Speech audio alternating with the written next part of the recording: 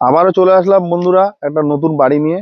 বাড়িটা খুব সুন্দর বাড়ি, একতলা বাড়ি, দুটো বেডরুম আছে, সাথে বাথরুম আছে, সিঁড়ির ঘর আছে। বাড়িটা দেখাই, রাস্তাটা অনেক চওড়া রাস্তা, 20 ফুটের রাস্তা, যে কোনো গাড়ি চলে আসবে। রাস্তাটা দেখাও, যে কোনো গাড়ি চলে আসবে, 407, 107। এদিকে বাড়ির পিছনের ভিউটা দেখাও, পিছন সাইড, এটা ব্যাক সাইড।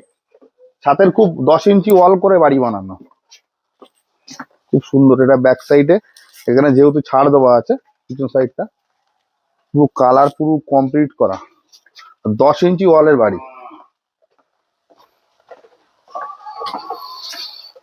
বাড়িটায় ঢুকি আসি, এটা হচ্ছে ব্যাক সাইডের রাস্তা, মানে বাড়ির পিছন দিকের রাস্তা, আর এটা হচ্ছে ফ্রন্ট সাইডের রাস্তা।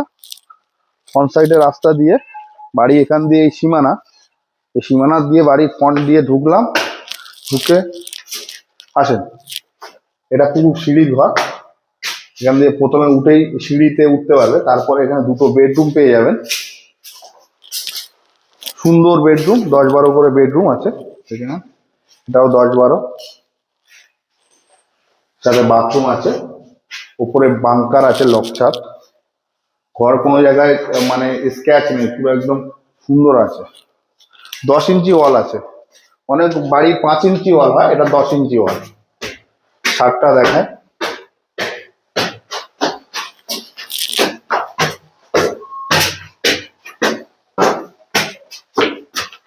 এটা হচ্ছে বাড়ির ছাদ।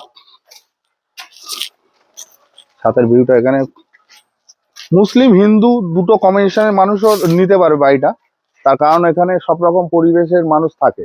হিন্দুর লোকও থাকতে পারবে, মুসলিম লোকও থাকতে পারবে, মানে হিন্দু লোক নিলেও কোনো অবজেকশন নেই, এরকম প্রপার্টি। আর বাড়িটার দাম হচ্ছে গিয়ে 14 লক্ষ টাকা। হ্যাঁ, ঠিকই শুনেছেন, 14 লক্ষ টাকা। স্বল্প বাজেটের, যাদের খুব কম বাজেট ছাদের বাড়ি নিতে চাও তাদের জন্য 14 লক্ষ টাকা বাজেট। পুরো 18 ফুট 20 ফুট রাস্তার ওপরে, মুসলিম হিন্দু দুরকম মানুষই নিতে পারবে।